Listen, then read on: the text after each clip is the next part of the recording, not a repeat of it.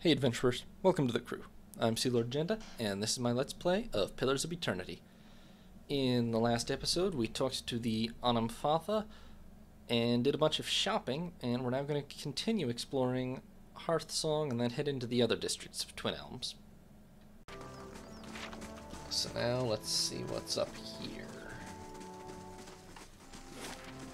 Oh, a tabby cat snaps out of its placid stupor as you approach. It opens its eyes wide, following your every step, before trotting to your side to rub against your legs. Nice, gained a new pet. I'll probably stick with my calico, but... Pumpkin the Quark. You've got a soul. You see an enormous mane of wild orange hair belonging to a burly man, his expression slightly worried in the small candlelit room. Across from him sits a portly woman with a third eye painted on her forehead. She gazes at him and clucks her tongue, standing him upright. He's a clear head and a half taller than her, but it's she who commands the room. She closes her eyes, her hand on his chest, and speaks. She sees a small gray creature, darting from place to place, running, escaping. She's chasing it, four legs bounding, jumping across the room frantically when... She laughs, opening her eyes and withdrawing her hand. Immediately guilty, she apologizes, avoiding his eyes. He demands to know what's wrong with him, what's causing his strange behavior. Before you were born, your soul split, child, she explains, fighting a smile. While half went to you, the other half seems to have become rather feline in nature. He rocks back, expression after expression pounding his face. His mouth opens and closes for several moments before he bows his head, the edges of a smile playing around his mouth as well. Suddenly he begins to laugh, doubled over, tears streaming down his face. Composing himself, he thanks her and leaves. The mystery solved. He has a soul split with a cat? Okay. Oh, hey, Jofu. Sorry, I didn't see you there before. You've probably missed a few streams of this game, but that's alright. We're just, exploring the natives' homeland here.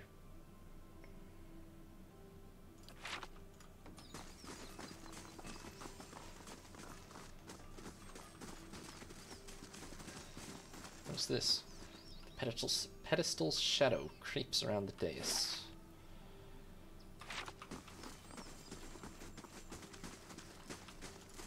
Despite its apparently crude construction, the angles of the sod roof are perfectly symmetrical. It hums and vibrates at the activity within.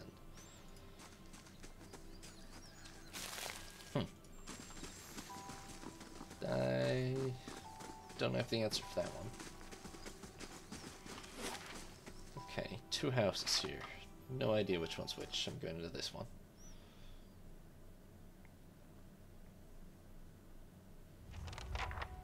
Probably safe.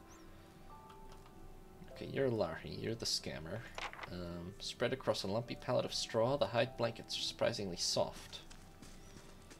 The dried herbs crunch between your fingers, giving off a sweet floral aroma. What's up, Larhy? An old elven woman stands tall and proud, surrounded by Glanfathan warriors that study your every move. You speak on Renato's behalf, I presume? I knew he would convince someone to do his bidding. I did not suspect it would be the Estremor involved in all the chaos at Defiance Bay. She tilts her head to the side and blinks slowly. Does the presence of my armed entourage concern you? You were expecting a defenseless shopkeeper, am I right? Larhy raises her dye-stained hand just as one of her guards begins to lurch forward. Stillness, she barks at her attendant. Give the Estremor a chance to speak. We are not dear wooden beasts. Here hospitality reigns. Larhy nods to you, holding up an open hand. Palm and fingers covered in blue and green dye. Envoy of the Valiant, speak the message you were sent to deliver. Well, I'd like to hear your side of the story. The first step of any sensible path, she muses, scratching her chin. Renato did purchase from me several bushels of Valard Gola, and for it he paid a high price, but did so willingly, saying it was a bargain right as he handed me his copper. It was after our trade the Valiant split his venom. Larhy's voice grows angry. Renato accused me of trickery, of fraud, claiming I delivered withered likenesses of Valard Gola and not the genuine root. Do I need to be a botanist to solve this quest properly? Such nerve! For in truth, he is beyond the help of Valard Gola. She holds a blue-dyed finger in the air before curling it down slowly, smiling as she does. Renato's old bow isn't firm enough for a full draw. No amount of Allard gold will give him the spear of a young hunter. A fair deal was made, and now Renato objects, angry that his withered family plow is beyond herbal remedies. She shakes her head, her voice becoming a growl. I have never sold anyone a remedy I knew to be false. If Renato does not silence his slanderous tongue, we will do it for him. What were you gonna do to him exactly? Renato has slandered his host, making him no longer a guest. The merchant must vanish from the Twin Elms. She crosses her arms under the sleeves of her robe. But Glanfathan hospitality must be observed always. He's to be given a chance to leave on his feet before he bleeds on his back. Deliver in our name a warning. Tell Renato, if he doesn't leave, he'll be accused of conspiring to pilfer Onwithan relics from our lands. He won't risk a trial by the Council of Anamfatha. Alarhi draws a small wooden cage from the folds of her robe. If he won't listen, tell him that his faulty member will end in a cage just like this black beetle. Food for our birds. Well, the reputation of your tribe is tied to your actions. Is this how you treat your trading partners? The Glanfathans look at each other, faces alight with disagreement. A murmur of voices rises around the dwelling's hearth until Alarhi, eyes shut tight, stomps on the ground with force. Enough! Stillness! She waits until her brethren's voices die down before opening her eyes. You speak with long-sighted judgment. Trade strengthens all of the tribes, and Renato's claim, false as it is, may spread to poison us. We will suffer the indignity of letting this liar profit if it means safeguarding the peaceful, honorable accord of Twin Elms. Alarhi pulls up one sleeve, revealing a leather bag hanging from her hand. The clinking of copper fills the room. Take this back to the Valian with the blessings of the Fisher Crane tribe.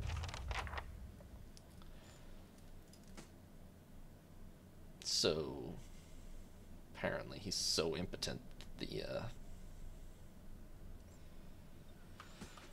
plant doesn't work on him anymore, but well, she could be lying too. I don't really have a way to tell who's telling the truth.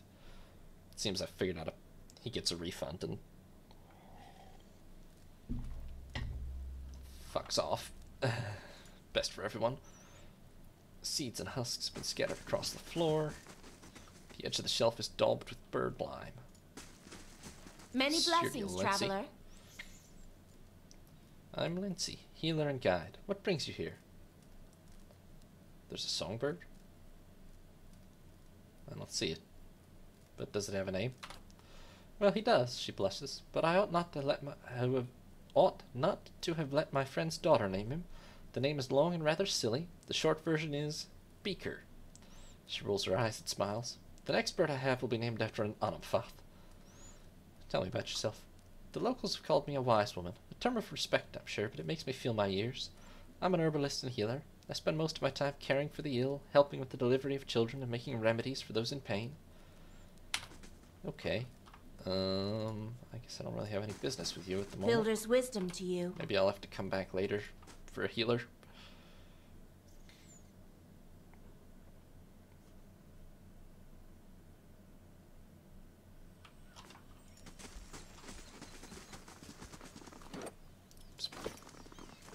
Nice and quiet. There's not anything here, is there?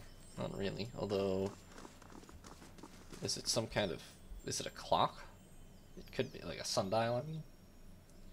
Hopefully this isn't some kind of thing that I have to be here at like a specific time of day for it to work or something. I don't think so.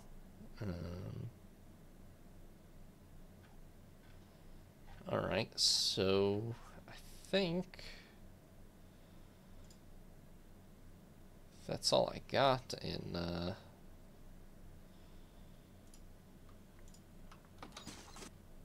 oops.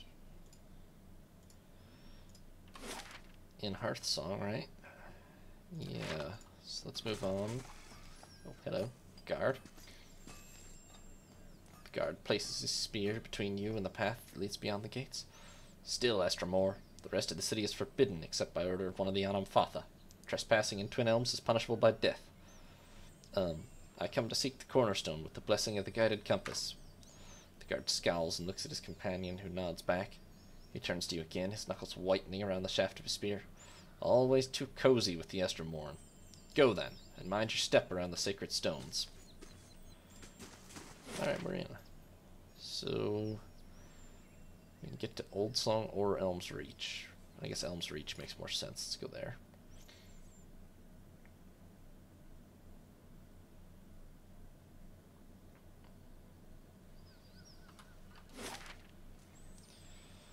Okay, we got big tree. There's the actual twin elm. Blood sands, that's ominous. Couple of houses here, and then it's basically about 3 or 4 fancier things. Everybody's got wacky animal companions in here. Interesting. I can get into this house.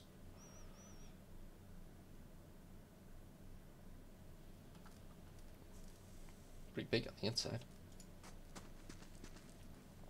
Spread across a lumpy pallet of straw, the hide blankets are surprisingly soft. A wreath of straw woven with animal bones hangs from the shelf. Why is it not stealing to take this? I think I've read this before, but I'm gonna grab it anyway.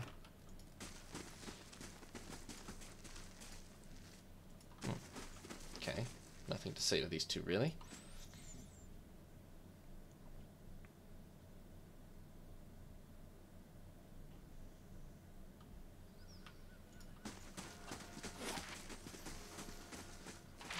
More homes up here.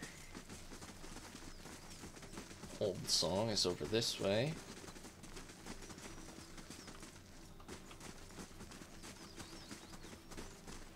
Let's check out this house.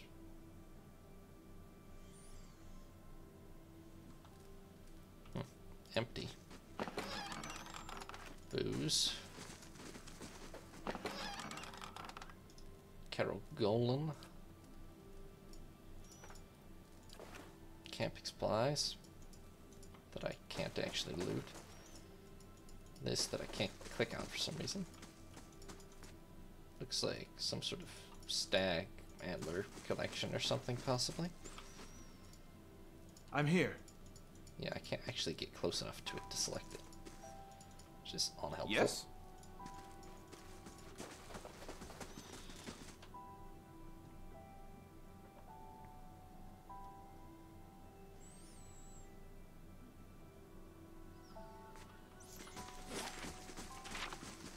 Okay, and there's one other home over here.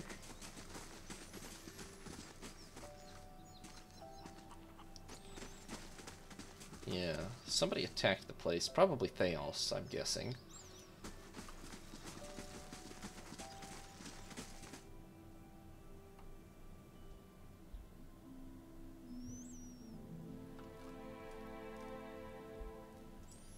The fire gives off a thick, rich odor of burning peat. Nothing too exciting in any of these houses. Not even really sure why I can get into them, honestly.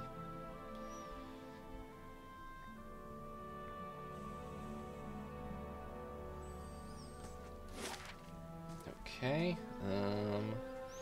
we got about 4 choices here.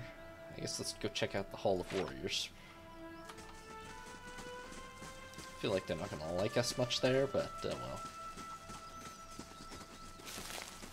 Hopefully we can avoid starting an actual fight or anything.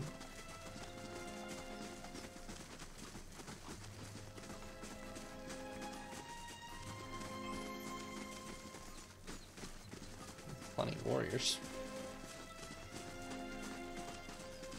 That guy's got a name. We should probably see if we can talk to him.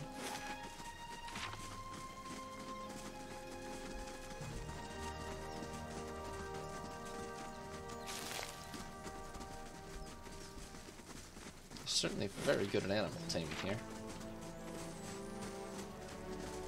Look at all these Stelgar.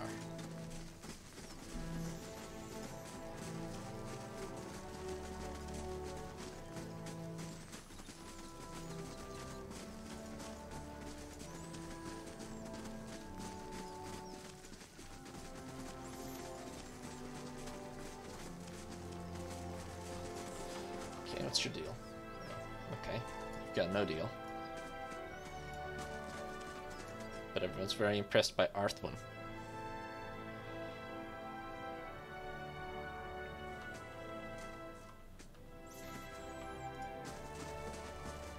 three tusks in here. They're not very friendly to outsiders. The table is scarred and stained from years of use. The hearth still smells of freshly cooked game.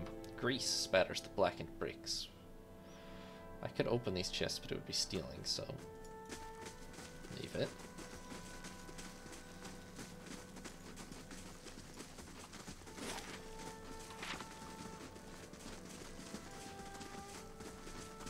That's probably the place to go. The crates contain the few necessities of a Glanfathan traveling party. Furs and blankets, sturdy hide clothing, and gifts of carved adra. Yeah, you seem like the relevant guy. Though simple and unadorned, the blades are made of sharp and finely tempered steel. What brings you here? A grizzled old elf, his hair braided and dyed, stands at one end of the hall. His arms and chest are cross-hatched with the pale seams of scars. His crooked smile looks like another. It's not many Estromoran who are permitted into our sacred city. Bethel must be feeling especially soft today. Ader pays no attention to the elf and instead has locked eyes with the Stelgar in front of him. He whispers to you, "Do you think he'd mind if I pet his Stelgar?" Sagani lowers her head. "Remember how well that worked out last time?" "Come to hear your future at Terebron?" His smile widens, exposing a row of yellowed, crooked teeth. "Or to make your own at Bloodsands?" "What's Bloodsands?" "An ancient place of sacrifice." He laces his fingers together. "In a cave by the great elms themselves. Ristan and his druids have been an integral part of Glanfathan society for generations, no matter what some of the other tribes might say. Our Glanfath has held its own against the Estromoran because some of us still understand the power of sacrifice. You have lost to the Estromoran, but okay." He gives you an appraising eye. "Does the thought make you uncomfortable? It should. It's what kept it is what's kept our society alive for so long." "Something else?" "Sure, tell me about the three-tusked Stelgar. The boldest and fiercest of the 6 great tribes of our Glanfath. It was we who first defended against the Estromoran who came to shore 600 years ago." He raises his chin. "We've always been the border tribe, and it's always fallen to us to hold the line against outsiders and invaders." No arrogance here. "Okay, you don't seem very fond of us Estromoran." His hunched shoulders straighten. "I fought in the Broken Stone War and the War of Black Trees. I saw my brethren cut down defending the places of the builders, and I shed blood alongside Galvin Raked himself." He coughs. "Now the Estromoran seem to think they'll find a cure for their empty children among our sacred sites. Or worse, that they'll find sanctuary in our lands." His gaze darkens. "And I've seen what happens when they set their sights on Glanfathan soil." "From what we've seen, those sacred sites might actually have a cure. They protect those sites because someone told them to. You wish just once they'd have the courage to question it." Isn't there room for both of you?" He snorts. "In 200 years, Defiance Bay and New Hamar have outgrown their own crooked cobblestones. They rupture and reek like bloated corpses. No, inviting them into our lands would be the end of us. In my 250 years, I've led my people through 2 wars. Our borders have remained intact, and largely through the reputation of three-tusked Stelgar." His voice drops to a growl. "I've sired a dozen children, but none have been deemed fit to take my place. I care nothing for the legacies that obsess the Estromoran lords, but it's important that my successor continue this path." What happens if your own children don't succeed you?"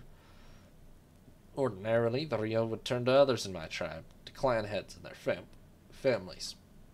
Ordinarily." He levels his gaze. "But we share a tradition of fostering the children of other tribes, and the Anamfatha Fisher Crane is entrusted his youngest to my care." He grimaces. "And as none of my own blood are fit to take my place, the Rio will look next to this bog child, the kin of another Anamfath and my foster daughter, to take my place. Doesn't seem like you like your foster daughter much." "Bog child?" His shoulders stiffen. "I have nothing but respect for Fisher Crane, but their ways are not ours. The Orlands of Fisher Crane have lived in Thane Bog for 1,000 years. They're cunning and furtive by nature, which serves them well when they have swamplands to hide their movements." He crosses his arms. "But this will not deter the Estromoran on open ground. When the Republics were young, we sent explorers up through Thane Bog to find a faster way through to the Dwarven Kingdom of Whitemarch. Few returned. He points to the warriors gathered near the fire. Our savagery has deterred the Estermoran from further encroachment. They still tell of our deeds in the Broken Stone War. But if a child of Fisher Crane leads our tribe, we will lose that boldness, and the Estermoran will lose their fear of us. The child will be influenced by the souls of her ancestors. In times of crisis, she will look to her kin and Thane Bog for guidance. No matter what I might try to teach her, it will not be enough. He considers you. There is a way you could help. Few have the stomach for it, but I think you have the perspective to see why certain unpleasantness may be necessary. Are you going to ask me to do a human sacrifice or something, buddy? Go on. This Orland girl has the soul of a leader. If it were passed to one of my own offspring, our tribe would remain strong. A Stelgar at Simoc's side scratches his massive head on the Anamfoth's leg. He remains steady on his feet. He's definitely about to ask me to do human sacrifice. The Druids of Bloodsands have a way to do this, and they understand the importance of a strong line of succession for three-tusked Stelgar. The irises of Palatina's golden eyes grow wide. This is brutal talk, even among Glanfothans. He gives you a key. There's a house in southeast Hearthsong next to the river. The child will be asleep, and I've arranged for her to be unattended for a time. His voice becomes a quiet rumble. Take her. Bring her to Keeper Weirda in Bloodsands. She knows what must be done. When she presents you with the liquid essence, bring it back to me. Why is it that you need me to do this? Because I cannot do it without attracting undue attention. He frowns. I don't relish passing my own burdens on to another, but this will incite war between our tribes if I'm caught. Yeah, because it's insane. The Orland child? Go on. Just to be clear, you're going to kill the kid. His scarred face twists again. Have you seen the rituals of Bloodsands? She will sacrifice her. It's the only way to distill her essence. Skani looks Simoc up and down. I could take him. She looks to you. Please, let me take him. I should kill you for proposing this plan, mate. This is insane stuff.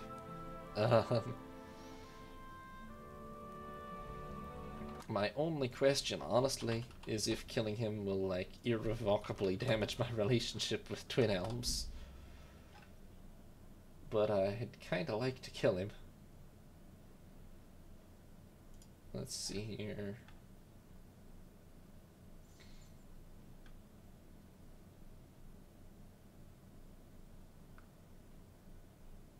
Fascinating.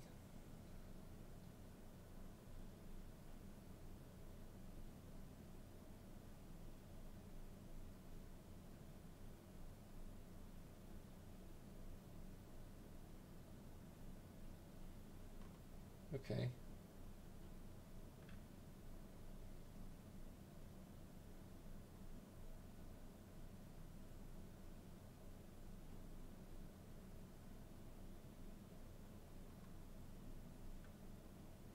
Interestingly enough, apparently Twin Elms actually likes if I kill the guy.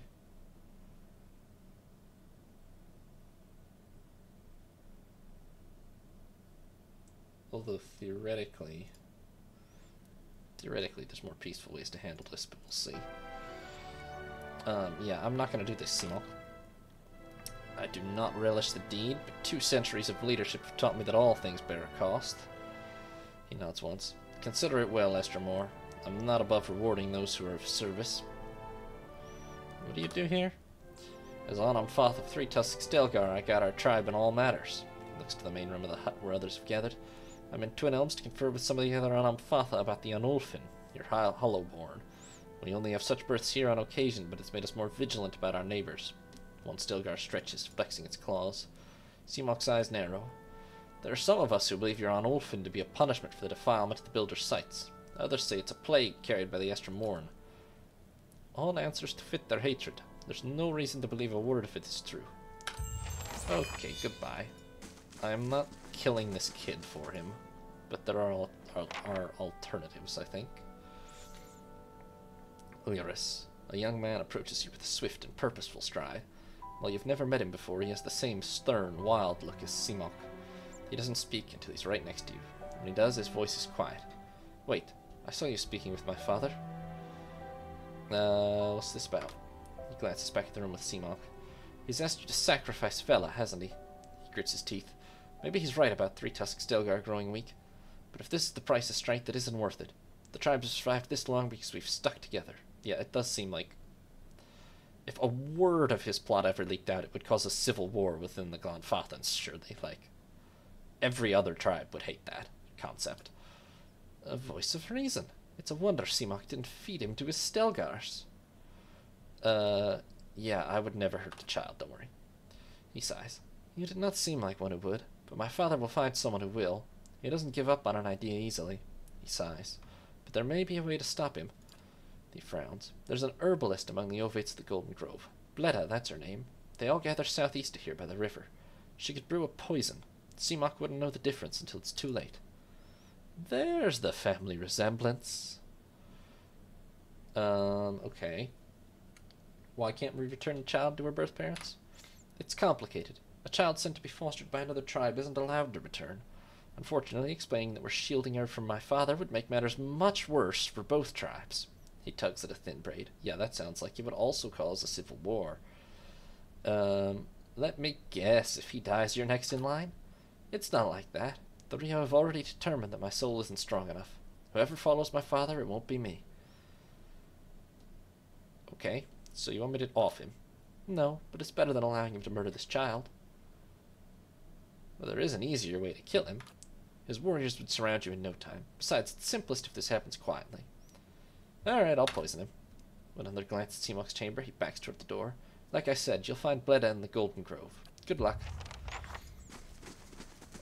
I don't know if we're actually subtle enough to pull this off, but worth a shot. Worth a shot before we just openly murder him.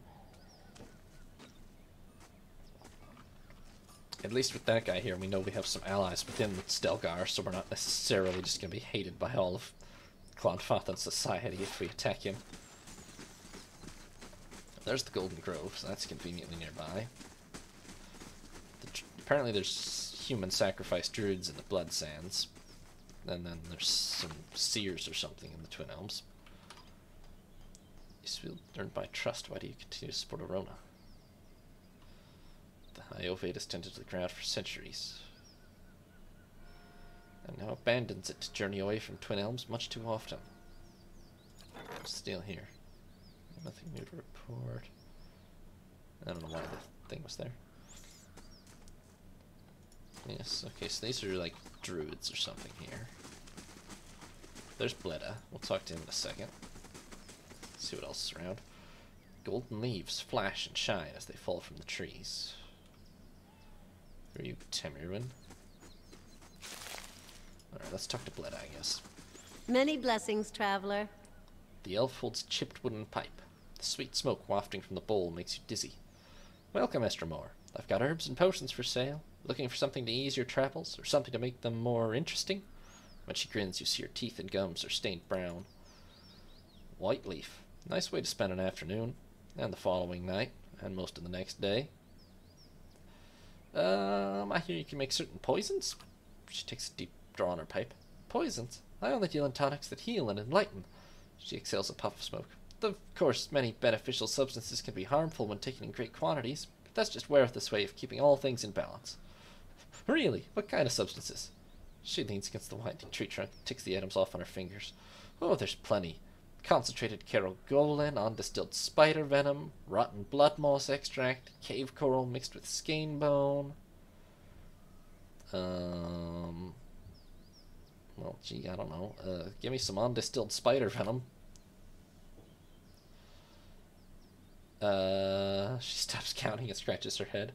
What would you want with something like that? Well, my friend Stelgar's dying and he wants to ease the creature's passing. She frowns, her teeth clamped around the pipe. Poor thing. Here, take this. She gives you a vial filled with the dark fluid. It works slowly, but this will send him back to the cycle kindly enough. Just see that it doesn't get misplaced. Half that dose would kill an Amoa. Well, slowly is fine, actually. She taps ash from her pipe into the grass. Was there anything else I can do for you? What else do you sell?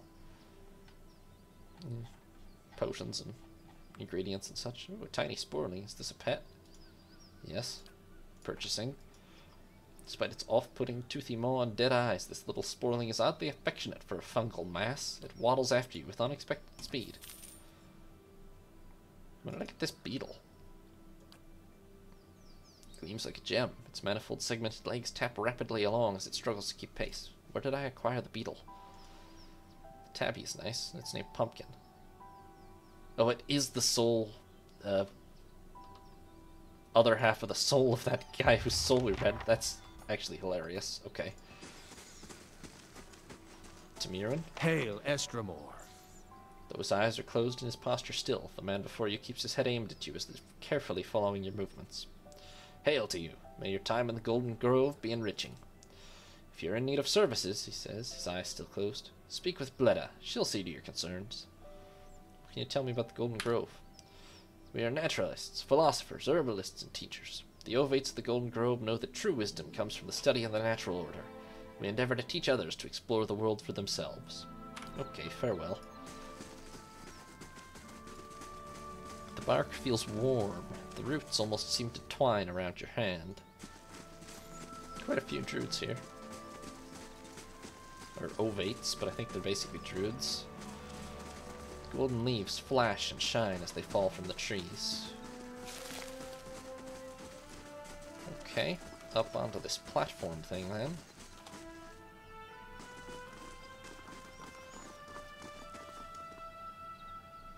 Who are you? Iswield, an elf with placid green eyes, nods in greeting. Welcome to the Golden Grove, traveler. Estremor? Do you seek the wisdom of our herbalists, or simply to bask in Weretha's glory? Tell me about the place. We are the Ovates, druids, philosophers, and students of nature. We gather here to share our knowledge and celebration. She gestures to another elfin woman standing near the entrance to the grove. Many travelers come to us for poultices and remedies. Bleda understands the cures and poisons of nature like no other. So, what do you believe? We believe that knowledge is found in the earnest exploration of the natural world. She tilts her head. We do not, as some have said, oppose the gods. We simply believe that we found a brighter, more peaceful path than devotion. Okay. Who leads you? High Ovate Arona leads us. She sometimes journeys to Elmshore to renew her strength, however. She's there now with some of her closest followers, in fact. Arona is a mighty elm among us. She's lived for generations. There are none who understand the world as well as she, and we're fortunate to have her wisdom to answer our questions. Tell me more about her. Her eyes brighten. Why, you must meet her for yourself. She's wise and kind, and she's led our order from the beginning. Yet she walks among us and gives freely of herself. She turns her gaze to the great twisting elms.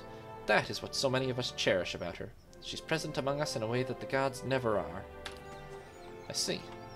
Well, we should go to Elmshore to meet her, I guess, although I've passed through Elmshore and didn't see her, but maybe she doesn't appear until after this. Standing back in this corner.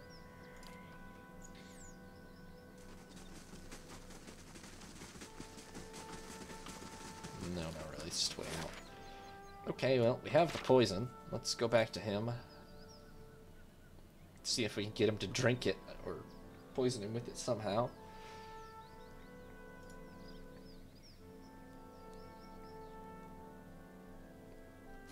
There's a substantial chance, I think, that this doesn't go well, but we'll see.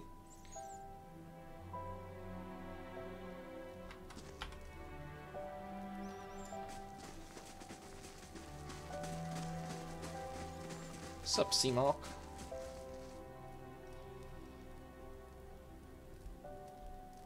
Here's the potion you asked for.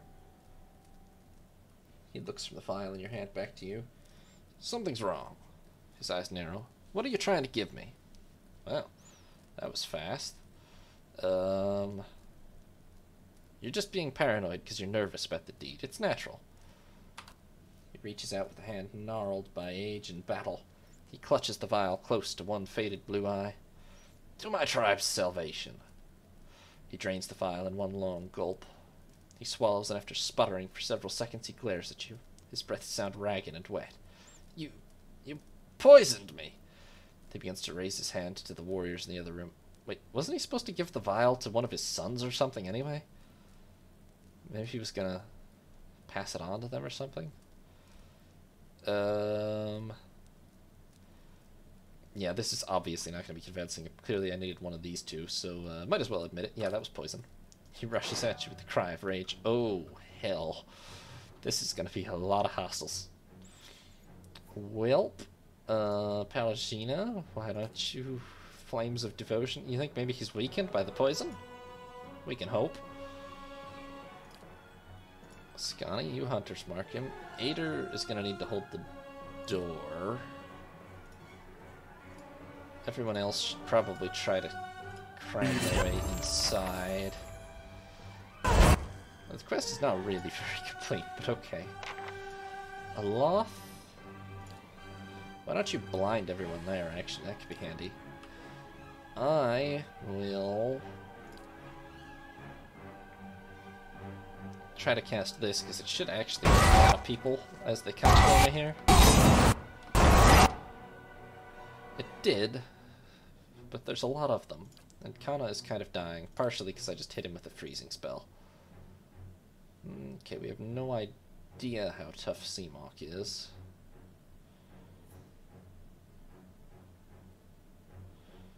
Let's just go for another one of those on him. Aloth, did you blind everyone? Hopefully yes. Why don't you cast this now? Ichimak is fighting a warrioress. Aether is fighting a warrioress. I am... what am I doing? Oh, I just cast Frost, so now I need to go for... This kind of feels like it calls for everything. Let's go with, yeah, this could be quite nasty, actually, at this moment. That does 82 pierce damage. This does less, but in a longer range, but, this first, and if I clear out all the stuff that's right around us, that could help a lot, potentially.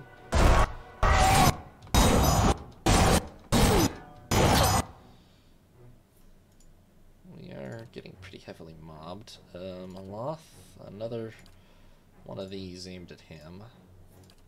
Scotty, maybe that. I don't know if he's actually lost health because of his... Are we casting this? I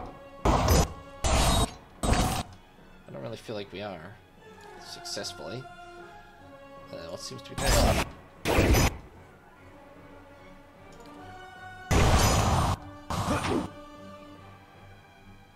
I'm terrified and hobbled, but that doesn't really explain it. Kana is down. Ader is fine. Why don't you knock this person down, Ader? Palagina. We still have no idea how much health Simoc has. But you know what, as long as he's still standing, Aloth, you need to help us out here. Probably with some chain lightning.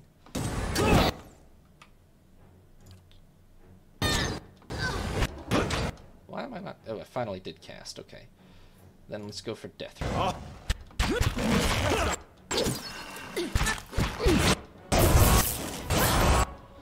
Okay, that and the chain lightning cleared things out a little bit.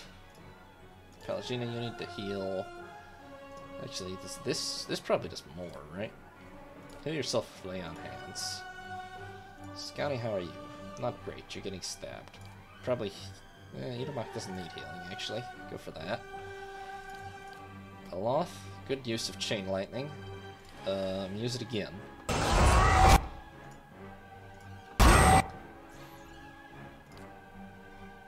I will go with Frost, and this could take most of them out, probably.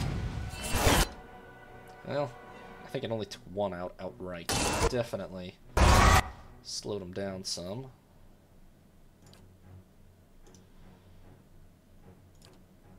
Go for this, maybe. I'm gonna get knocked down soon, though. Is one of the problems. Palagina's still doing fine. Why don't you cast that? Oh my god, we've barely injured Simoc so far.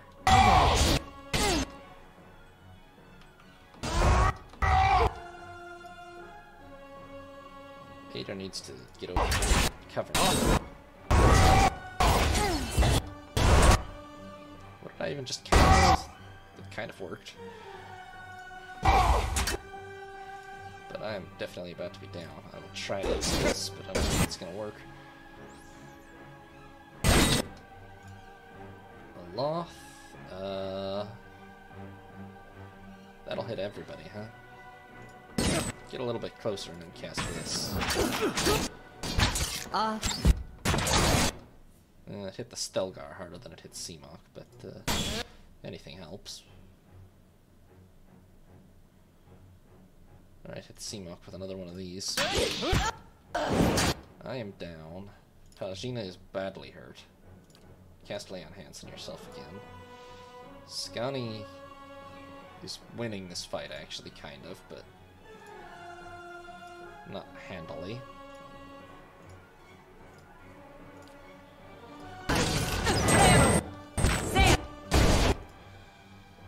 Why don't you try to get me back up?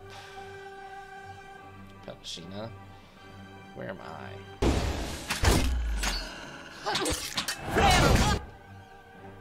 Thank you. Now, if I can run in here and start casting on Simoc.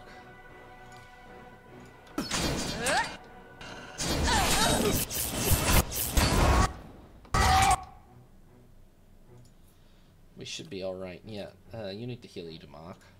Palagina, you're doing alright, really. Aloth, just keep on hitting him with those. I will probably start hitting it. Well, tell you what, I'll try to help these two get through.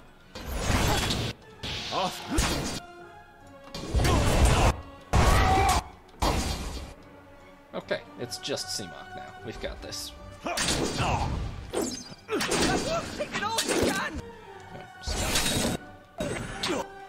damn, he's a tough bastard. Okay, well, go for the fire. Aloth hit him with the free magic missile.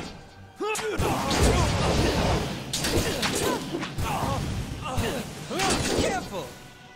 Damn, Ader's quite on fire due to that. My bad. Damn it. Oh my god, that was a really bad use of the fire lance, actually. I kind of incinerated Aloth. Oops, Paladin. Oh, yeah, that was really bad, actually. That... really bad. Well, as long as Ader can stay up long enough for me to hit him with a couple more of these, we'll be fine. There we go. Okay. Oh, where the hell did this person come from? Hey. What? I need to disengage. Okay. Well, I think between Ader and I we got this. Hopefully.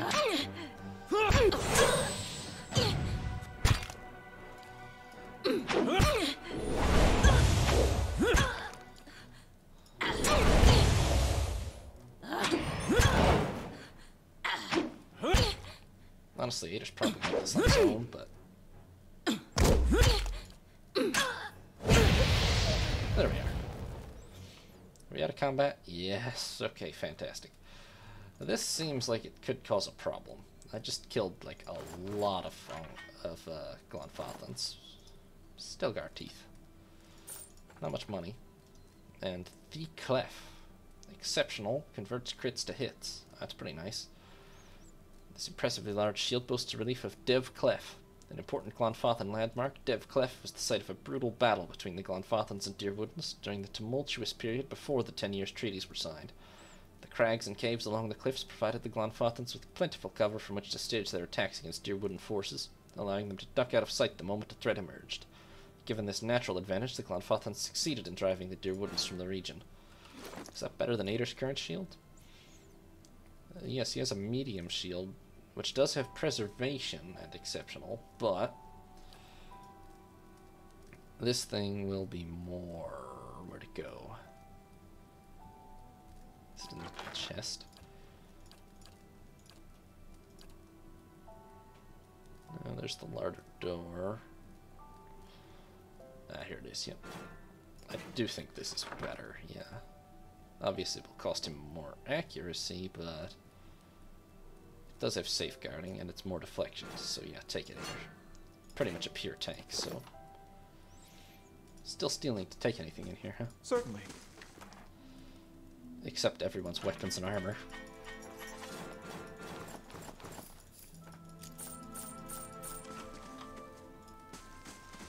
Well, hi Lyris. Lyris looks you in the eye and gives you a slow nod.